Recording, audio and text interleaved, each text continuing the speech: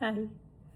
I had been thinking of a very, very common problem these days. Every patient who enters your OPD, any antenatal, is always going to ask, Doctor, मेरी normal delivery हो जाएगी? And the second question what I ask them is, what is your pain tolerance? When that's a big question to answer. Every time, whenever I ask, they are like blank. Doctor मुझे तो सुई लगाने से भी बहुत डर लगता है. There are people who have to hold me जब मेरे को इंजेक्शन लगता है. तो now can you imagine, are these girls capable of taking the labour pains? So my request to the general public is, do not blame the doctors for not having normal deliveries. Why? Because it is the situation. कितने लोग हैं जो आजकल Indian style toilet use करते हैं? कितने लोग हैं जो आजकल स्क्वाट करते हैं, जमीन पे बैठकर खाना खाते हैं, जमीन पर बैठकर खाना पकाते हैं, कपड़ा धोते हैं? How many? Let me know. So most of the people are using a western style toilet. They are not doing any kind of hard work. यहाँ तक कि सवाल करते हैं, क्या हम सीढ़ी चढ़ सकते हैं, क्या हम झुक सकते हैं, क्या हम बैठ सकते हैं? तो आप कैसे उम्मीद करते हैं कि आपका नॉर्मल डिलीवरी हो सकता है?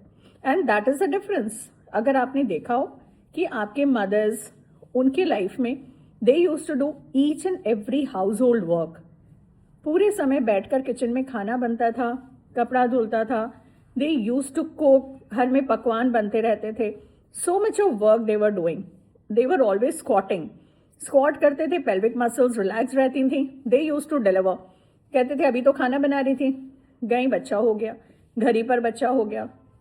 सो this is the change in the situation which is leading to all this. And आजकल के बच्चों का pain tolerance is very low.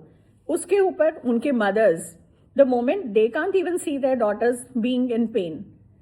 So it is not the doctor's thing, it is the situation which has happened and has been, and I cannot say it's wrong. We are evolving, things are changing. The girls who are trying hard, who are active, are still delivering, and they are delivering beautifully. Now we have the facility to give an epidural analgesia, जो सबने सुना होगा, painless delivery. Again, I would like to say painless delivery. That is, pain is less. It is not pain-free, which is, again, so many girls are mistaken.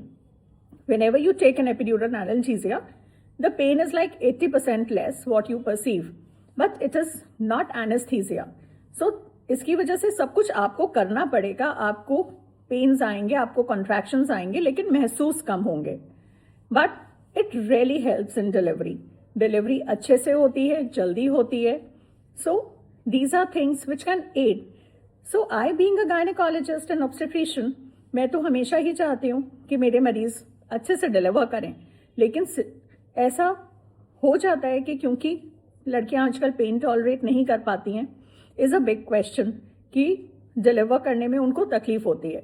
The other reason for not delivering as many पहले के जितना normal is complications, because of a high incidence of twin pregnancies, blood pressure high होना pregnancy में, diabetes, उसकी वजह से बच्चों का वजन बहुत ज़्यादा होता है.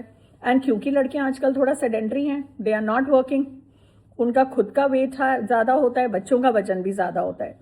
तो ये सब कुछ ऐसे रीजंस हैं जिनकी वजह से डिफ़िकल्ट डिलीवरीज होती हैं. प्लस कभी भी भूलिए नहीं, आजकल जो एज ऑफ डिलीवरिंग हो गई है फर्स्ट प्रेगनेंसी की, वही 30+ है. The girls are not planning their babies before 30, they are not marrying before 30. तो जब 30 और 35 की उम्र में बच्चे होंगे तो उतना ही डिफिकल्ट होता है, बिकॉज आपके बोन्स उतने सॉफ्ट, उतने कंपैटिबल नहीं रहते हैं, एंड आपका भी स्टैमिना थोड़ा कम होता है जितना एक यंग गर्ल का होता है. She has a better tolerance to pain. And now because you are at the age of 34-35, you are also scared कि आपके बच्चे को कुछ ना हो जाए with all those complications. तो आप भी सोचते हैं कि let me have a safe delivery. ये भी नहीं मालूम है because you are delivering at 35 whether you'll have another baby or not. And so many people are having one child as well. एक और प्रॉब्लम जो मैं आपके सामने लाना चाहती थी वो है itching. Itching in pregnancy is again getting out to be a very very big problem. And सबको मैं ये कहना चाहूँगी कि ये एक ऐसी तकलीफ है जिसको बिल्कुल इग्नोर नहीं करना है. This is a kind of cholestasis, a pregnancy induced jaundice, जिसके कारण आपको पूरे शरीर में खुजली होने लगती है।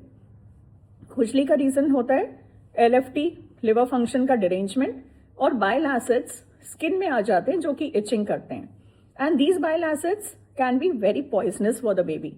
सो आपको बच्चे के घूमने पर बहुत केयरफुल रहना होता है, एंड मेडिसिन नियम से खानी होती हैं, थोड़ा ऑयली फैटी फूड्स को अवॉइड करना होता है। तो these are all the things which keep on happening and are complicating the present scenario so much that it is the reason that people are having difficulties in deliveries. So I would again like to put forward that it's not the doctor who is not doing. Doctor really wants to do.